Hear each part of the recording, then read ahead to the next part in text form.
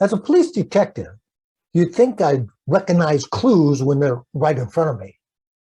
The first clue is that the call came at 10:07 in the morning.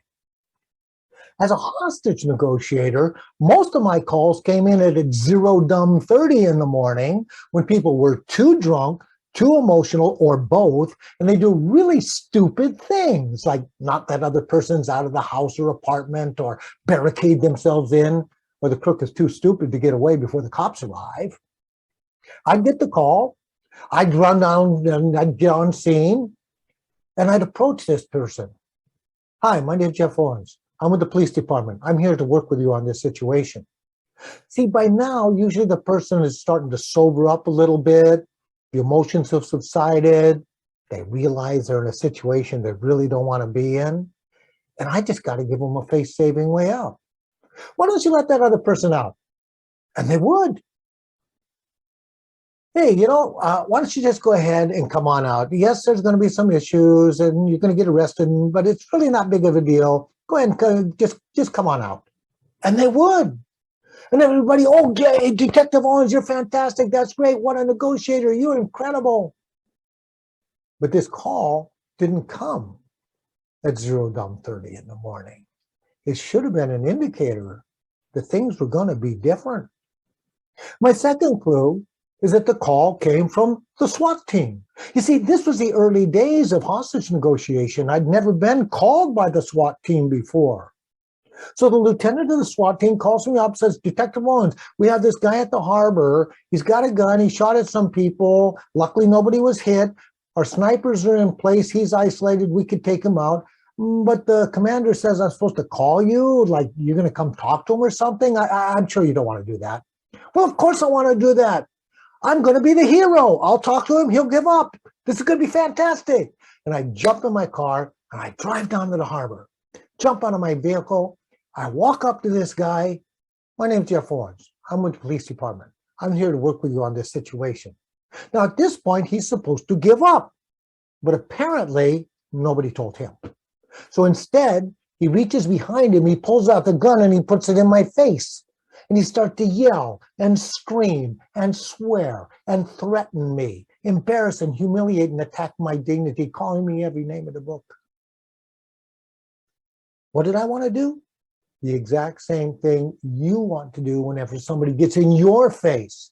You want to tell them off. You want to put them in their place. Who do you think you are? You can't talk to me like that. I'm the good guy. You're the bad guy. I'm the cop. You're the crook. But in this case, you've got the gun out and I don't. I've been on the wrong side of a gun more than once in my life. It's never good. But I looked this man in the eyes and I knew if I gave him a reason, he would pull that trigger. I couldn't run. I'm not going to get my gun out of my holster before he pulls the trigger. So I did the only thing I could do. I started talking to him, not groveling, begging, but talking to him.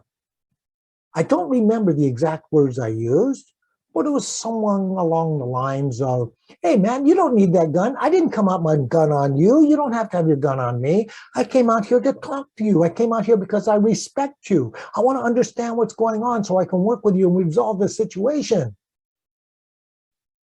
Actually, didn't take that long. He lowered the gun. He was taken into custody. And everybody's patting me on the back about what a hero you are. Fantastic, incredible. And when they all left, I literally collapsed, sitting on the ground, covered in cold sweat in a state of shock, because I realized I had almost died. And I asked myself, what did you do that kept that man from pulling the trigger? What did you do to save your life?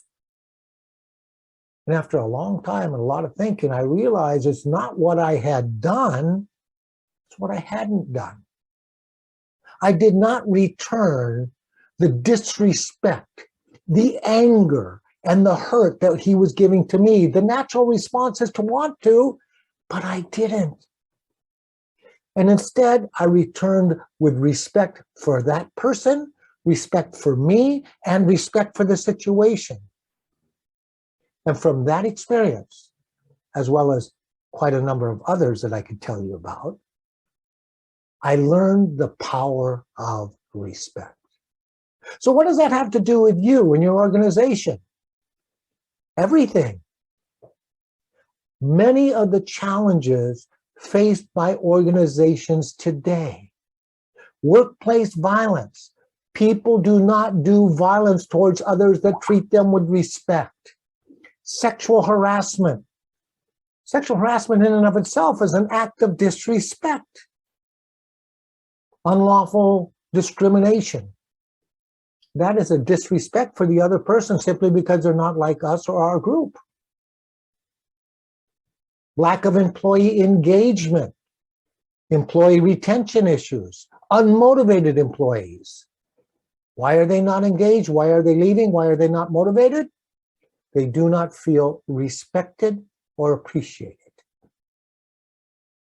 What I do as a certified speaking professional is I work with leaders, teams, and organizations to help create an organizational culture of respect that helps to address these issues, to reduce the risk of these negative events and behaviors from occurring, and encourage positive behaviors. Because when people feel respected, they will perform at a higher level.